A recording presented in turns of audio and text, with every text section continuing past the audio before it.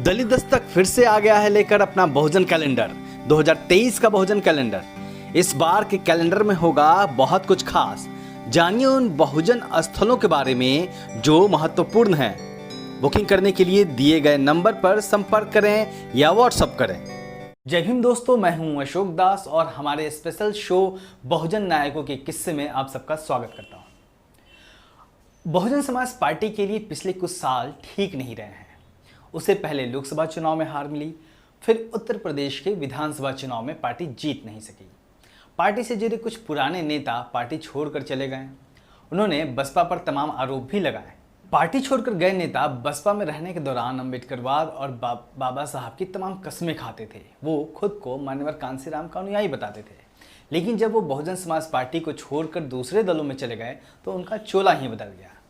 बात करते हैं बहुजन नायक मान्यवर कांसीराम से जुड़े एक और किस्से की, और आपको बताते हैं कि जब एक वक्त में एक बड़े नेता बहुजन समाज पार्टी को छोड़ के चले गए तो कांसीराम जी ने क्या कहा। जब कोई भी नेता कांसीराम जी के समय में पार्टी छोड़ के चला जाता था तो मान्यवर कहते क्या थे। बात उन दिनों की है जब मान्यवर कांसीराम बहुजन समाज पार्टी को देश भर में बढ़ाने में लगे थे। उस दौरान एक बड़ा आदिवासी चेहरा अरविंद नेताम पार्टी से अलग हो गए। नेताम बसपा छोड़कर कांग्रेस में चले गए। आमतौर पर किसी बड़े चेहरे के पार्टी से अलग हो जाने के बाद कुछ दिनों तक पार्टी में हलचल रहती है, लेकिन नेताम के बसपा से अलग हो जाने के बाद भी कांसीराम जी को कोई फर्क नहीं पड़ा। पार्टी में भी सब कुछ सामान्य तौर पर चलता रहा। पत्रकार जो इसे मुद्दा बनाने में लगे थे उन्हें बड़ी निराशा हुई। उन्हें चटपटी खबरें बनाने को नहीं मिल रही थी, क्योंकि कांसीराम उस नेता पर कोई भड़ास नहीं निकाल रहे थे। वो उस नेता पर कोई बयान नहीं दे रहे थे।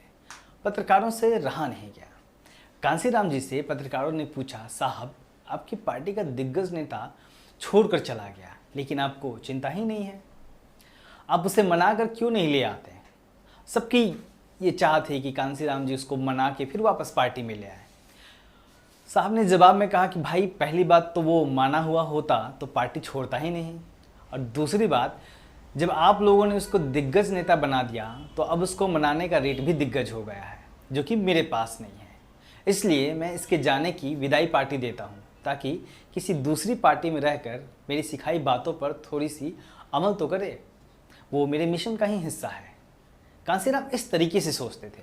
कांसीराम ने यह भी कहा कि बसपा में किसी को लालची रस्सी से बांध कर नहीं रखा जाता, और ना ही किसी नेता को नोट की कोर दिखाकर बुलाया जाता है। इसलिए जिस किसी को बसपा समझ में आए वो यहाँ काम करे। यहाँ से जाने वालों के लिए दरवाजे हमेशा खुले रहते हैं। कांसीराम कभी किसी को बांध कर रखने के पक्ष में नहीं थे। असल में कांसीराम हमेशा इस बात पर जोर देते थे कि बहुजन समाज पार्टी एक मिशन है, और मिशन में किसी को जबरदस्ती बांध कर नहीं रखा जा सकता। बहुजन समाज पार्टी के बनने से लेकर अब तक तमाम नेता पार्टी छोड़कर तमाम दूसरे दलों में चले गए। कईयों को पार्टी से बाहर भी जाना पड़ा, लेकिन यह आंदोलन आज भी चल रहा है, क्योंकि मान्यवर कांसीराम जी ने बहुजन समाज पार्टी को ऐसे तैयार किया था कि इसमें बहुजन समाज सबसे ऊपर है, कोई नेता नहीं। शायद यही वजह है कि नेता बदलते रहते हैं और राजनीतिक दल चलते रहते हैं। मान्यवर कांसीराम यह भी कहा करते थे कि कोई किसी को नेता बना नहीं सकता, नेता खुद अपनी प्रतिभा से सामने आता है। दोस्तों, ये था किस्सा मान्यवर कांसीराम का। अगले रविवार को एक बार फिर मैं इस शो को लेकर आपसे मिलूंगा और सुनाऊंगा मान्यवर से जुड़ा एक और किस्सा। आप देखते रहिए दलित दस्तक। और अगर आपने अब तक हमारे चैनल को सब्सक्राइब नहीं किया है तो किस्से कांसीराम प्रोग्राम में। अगर मैं आपसे ये कहूँ कि एक समय बहुजन समाज पार्टी यानी बसपा को बाबू साहब पार्टी कहा जाता था, तो जाहिर सी बात है कि ऐसा सुनकर आप चौंक जाएंगे। आप सोचेंगे कि आखिर बहुजन समाज के महापुरुषों की परंपरा को आगे बढ़ाने वाली पार्टी को बाबू साहब पार्टी क्यों कहा जाएगा। एक बारगी आपको मेरी बात पे यकीन नहीं होगा, लेकिन यह सच है। और हमें यह सच बताया है मान्यवर कांसीराम जी के साथ जुड़े रहे रेलवे के रिटायर्ड कर्मचारी और फिलहाल आगरा में रह रहे सोबरन सिंह जी ने। किस्सा पुराना है। बात उन दिनों की है जब कांसीराम जी उत्तर प्रदेश में राजनीतिक सत्ता हासिल करने के समीकरण को तलाशने में जुटे थे। मान्यवर के पास एक लिस्ट थी। उस लिस्ट में दलित और पिछड़े समाज के तमाम सरकारी कर्मचारियों और अधिकारियों के नाम होते थे। उसमें यह भी लिखा होता था कि कौन सा आदमी किस विभाग में किस पद पर है। कांसीराम जी लगातार ऐसे लोगों से मिल रहे थे। वह सरकारी नौकरी वाले लोगों से चर्चा करते, उन्हें अपने भविष्य की योजना बताते, उन्हें यकीन दिलाते हैं कि बहुजन समाज सत्ता में आ सकता है। इसके लिए वो पूरी योजना बताते थे कि यह कैसे संभव है। लोग कांसीराम जी को सुन रहे थे, उनसे सवाल भी कर रहे थे और यह समझने की कोशिश कर रहे थे कि आखिर कांसीराम करना क्या चाह रहे हैं। इस दौरान कई लोग कांसीराम जी की बात सुनते और कई लोग ऑफिस के बाहर इंतज़ार कर रहे कांसीराम जी से व्यस्तता का बहाना बनाकर मिलने तक से इनकार कर देते। लेकिन अपनी धुन के पक्के कांसीराम जी इससे निराश नहीं हुए। वह लगातार अपनी कोशिश जारी रखते। वह दूसरी बार और तीसरी बार तब तक आते रहते जब तक उनकी मुलाकात नहीं हो जाती या फिर जब तक सामने वाला साफ मिलने से इनकार नहीं कर देता।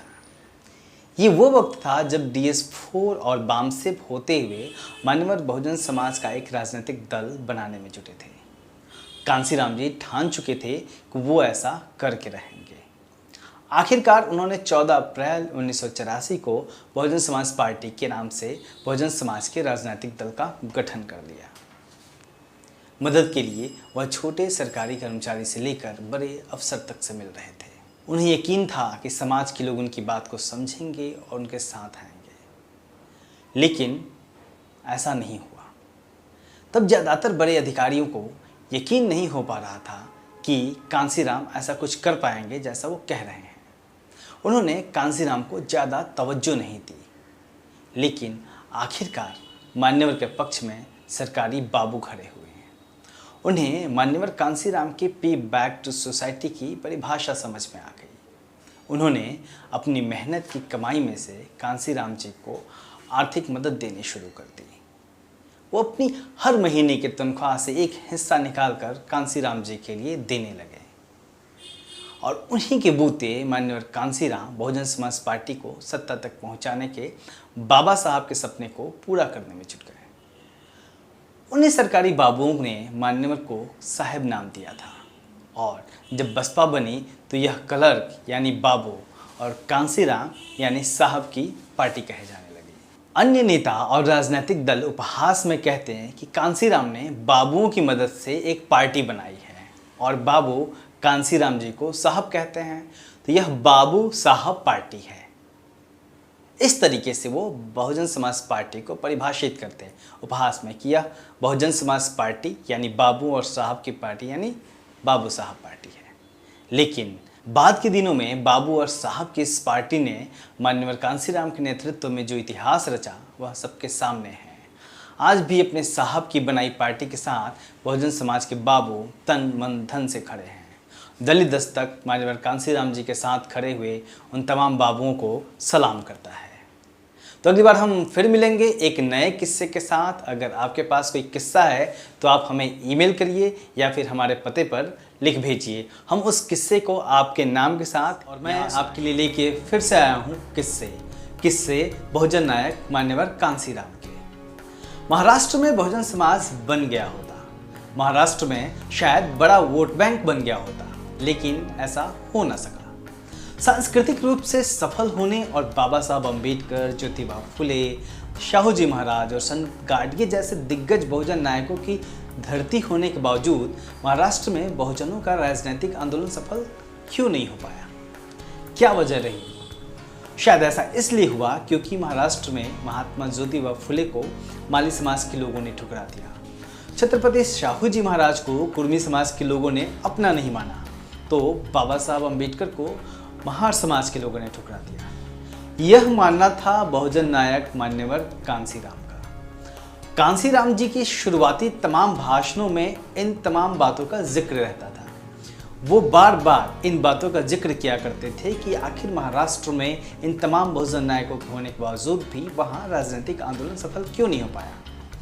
और मान्यवर कांसीराम जी ने कहा कि ऐसी परिस्थिति में जब महाराष्ट्र के लोगों ने इन तीनों महापुरुषों को ठुकरा दिया तो मैं इनको लेकर उत्तर प्रदेश चलाया।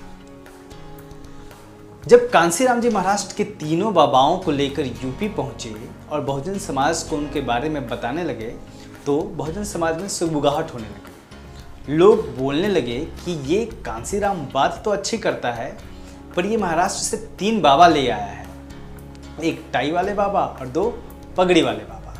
लोग चर्चा करने लगे कि आखिर इन तीनों बाबाओं से कांसीराम का क्या संबंध है।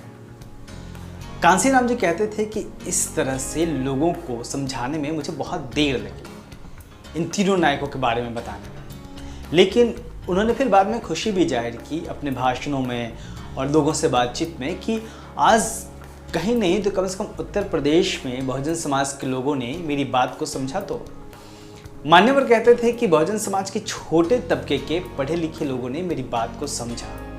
जैसे मायावती मेरी बात समझ गई, मायावती को मेरी बात समझ में आ गई। लेकिन जो बड़े अधिकारी हैं, जो डॉक्टर थे, इंजीनियर थे, आईएएस थे, ये बड़े लेवल के अधिकारियों को मान्यवर कांसीराम की बात समझ में नहीं आई। वो मान्यवर की बात सुनने तक को तैयार नहीं थे। मान्यवर जब उनसे मिलने जाते थे तो उनका रवैया, उनका जो रिएक्शन होता था बहुत यूज्ड टू होता था। लेकिन बाद में जब बहुजन समाज पार्टी सत्ता में आई तो यही बड़े बड़े अधिकारी मान्यवर कांसीराम के पीछे घूमने लगे। मान्यवर कहा करते थे कि इन तीनों बाबाओं से बहुजन समाज का परिचय कराने के लिए कांसीराम जी हर मीटिंग में इनके बारे में बताते थे। वो बताते थे कि इन तीनों ने बहुजन समाज के लिए क्या कुर्बानी दी है, उन्होंने बहुजन समाज को आगे बढ़ाने के लिए, उसको संबल बनाने के लिए क्या क्या योगदान दिया। इस तरह मान्यवर कांसीराम ने बहुजन समाज के निम्न वर्ग पर, जो निचला तबका था, उस पर फोकस करना शुरू किया और इन्हीं को इकट्ठा कर मान्यवर कांसीराम ने 14 अप्रैल 1984 को बहुजन समाज पार्टी का गठन किया। उसके बाद जो हुआ वह देश की राजनीति में खलबली मचाने वाला था। बसपा ने देश की सत्ता को अपनी बपौती मानने वाले लोगों की नींद उड़ा दी। बाबा साहब के संविधान और संविधान में मिले एक वोट के अधिकार के बूते कांसीराम जी ने दिल्ली के सिंहासन का पाया हिलाना शुरू कर दिया। सन 1989 में चुनाव में मायावती लोकसभा का चुनाव जीत कर आई। वह लोकसभा पहुंचने वाली पहली बसपा की उम्मीदवार थी जो महिला थी। इस तरह उत्तर प्रदेश से 2 सांसद और 15 विधायक चुनकर पहुंचे। जहां से मायावती लोकसभा चुनाव जीती थी उसके आसपास के क्षेत्रों में 5 एमएलए भी चुनकर आए। तब उत्तर प्रदेश में बसपा को मान्यता मिल गई और चुनाव चिन्ह के रूप में बहुजन समाज पार्टी को हाथी मिला। उसके बाद यूपी की फिजाओं में एक नारा तेजी से गूंजने लगा। वह नारा था, बीएसपी की क्या पहचान, नीला झंडा हाथी निशान। और इस तरह इस नारे की बूते बहुजन समाज का जो निचला तबका था उसके बूते मान्यवर कांसीराम जी ने महाराष्ट्र से लाए 3 बाबाओं, यानी बाबा साहब डॉक्टर अंबेडकर, ज्योतिबा फुले और शाहू जी महाराज को सामने रखकर उत्तर प्रदेश में बहुजनों की सरकार बना दी। उसके बाद आज तक जो हो रहा है वह इतिहास में दर्ज हो रहा है। तो ये था दोस्तों मान्यवर कांसीराम जी से जुड़ा एक किस्सा। अगली बार हम फिर मिलेंगे बहुजन नायक से जुड़े एक और किस्से के साथ। तब तक आप देखते रहिए दलित दस्तक। और हाँ, जिन्होंने अब तक हमारे YouTube चैनल को सब्सक्राइब नहीं किया है, कृपया वो YouTube पे जाएं, वहाँ दलित दस्तक टाइप करें और हमारे चैनल को सब्सक्राइब करें। अगली बार फिर मिलते हैं एक और नए किस्से के साथ इस बहुजन नायक के। जय हिंद।